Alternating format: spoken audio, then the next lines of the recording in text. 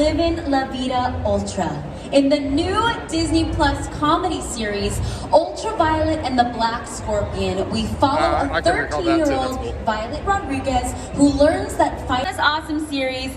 Please welcome to the stage the two stars of Ultraviolet and Black Scorpion, Scarlett Estevez and J.R. Villarreal.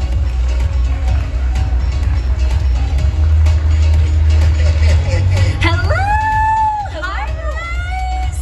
Thank you for being here. Have a seat. Thank you so much for having us. You look beautiful. Thank you for being here, and congrats again on a fabulous series. Now, Scarlett, I know you play Violet and Jerry. My character Violet is a everyday middle school girl who's just trying to, find her way through life, and then she finds herself getting this magic mask, which gives her all these superpowers, but also a lot of challenges to face. Yes. What about you, JR? And I'm trying to do my best to teach her how to be a superhero, take the proper responsibility and protect her secret identity, and not just do it for likes and hashtags, take care of her like a Truth Deal would take care of his niece. That's my job. Awesome. Well, let's learn a little bit more about the Ultraviolet and Black Scorpion in this exclusive trailer. What is this thing? I know this might seem a little crazy, but this showed up on my bed. The mask chose me. Whoa, that is full on magic! Let's see what I can do.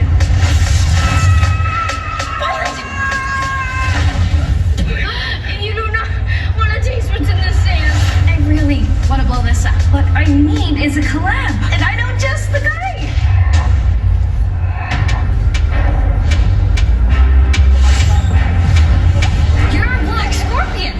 You have a mask? I have to train you. Can we go fight crime now?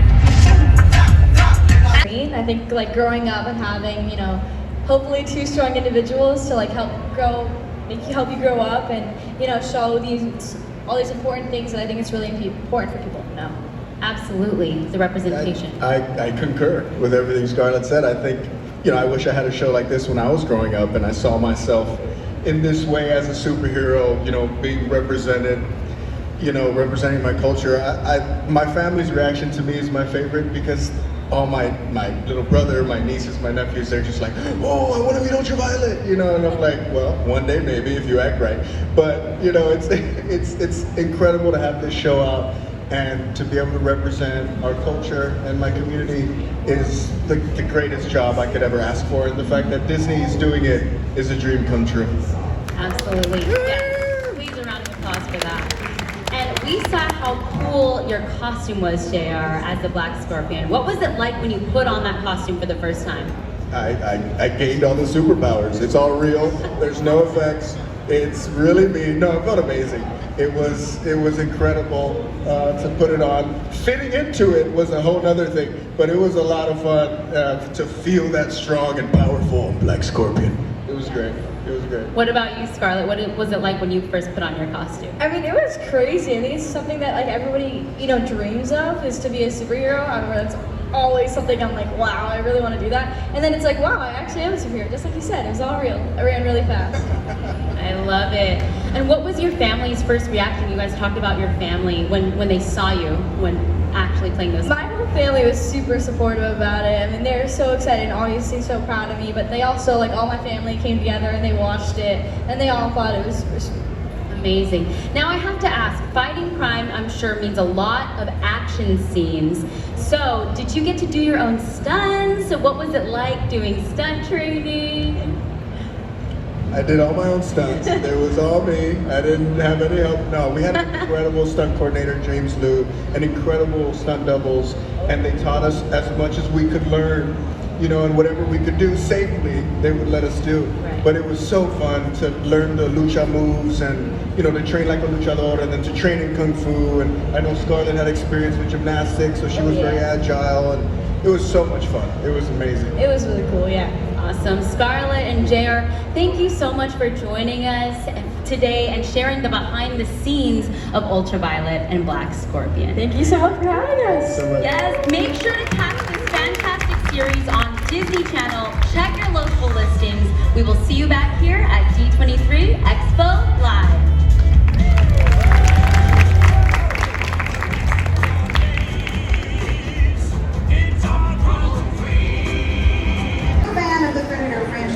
just across the way, we got the Hulu Disney Plus, the Disney Bundle stage. Oh, they're talking about Prey. Did you guys see the movie Prey? This incredible, monumental, wonderful sci-fi, horror, action, it's over on just Hulu. all around fun film. And I'm personally excited because it's one of my favorites of the year. So, first of all, how are you guys doing today? Is this your first D23? No, I was here yesterday and it's amazing. It's incredible. Oh, amazing. It's my first year. This is, no, I'm a huge Disney file. So I've been coming to D23 for over the past 10 years, on and off, so. I love it. I love it when the people on the stage love the stuff even more than me. Going into making this film, like what were your goals for setting it apart from the rest of that franchise? Well, we wanted to very much embrace the cool of the original movie, which really struck me when I first saw it as being a genre mashup, a combination of action and horror. And the thing we wanted to do for this movie was be more of an adventure film, and have that combined with you know, a historical epic and thrills and suspense and horror, of course, as well. And also have a much more, for me, more rootable protagonist. You know, Arnold Schwarzenegger very much represents the wish fulfillment and the person that we all wished we could maybe be. But Nadu, the main character of this movie, very much represents, I think, the way that we all actually feel and want to be in reality, and seeing her try to overcome what she's up against is just, I think, more aspirational and makes all that's something we just don't often see.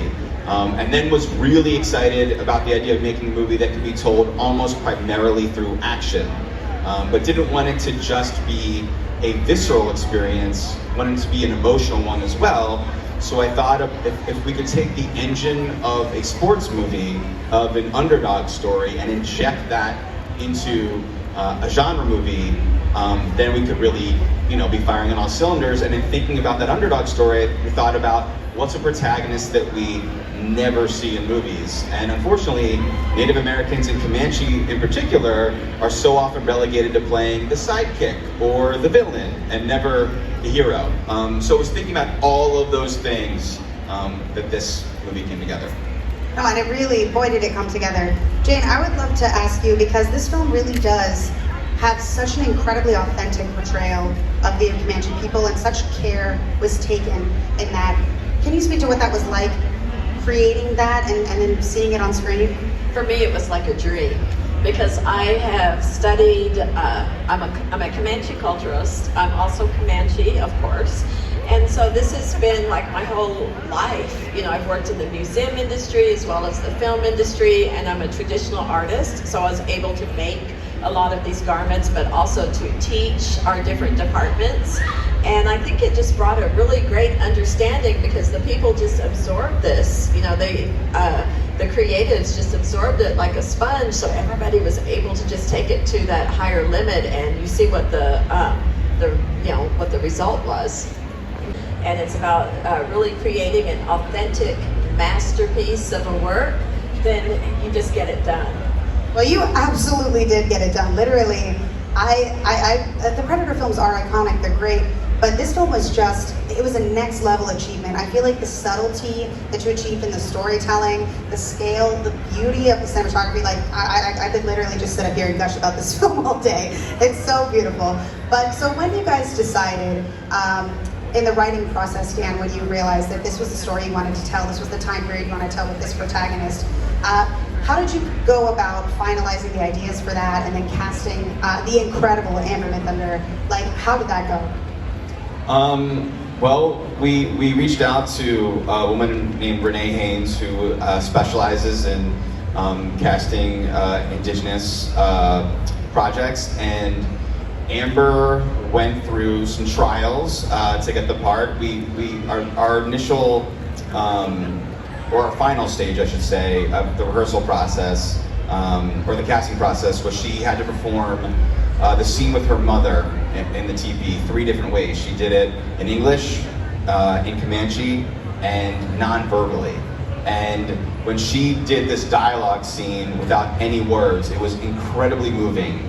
And this movie has so few words in it, and so much of the story has to be told through, you know, her looks and her movements. And the last component of casting, we had this stunt coordinator come and put the candidates through this obstacle course. And when Amber handled the physicality, not only was she quite deft at jumping and sliding and all those things, but while she was doing it, she was really telling the beats of a scene and furthering like the story of her character, which is exactly what this movie needed, and so few people are capable of doing. So, you know, we consider ourselves lucky to have found her.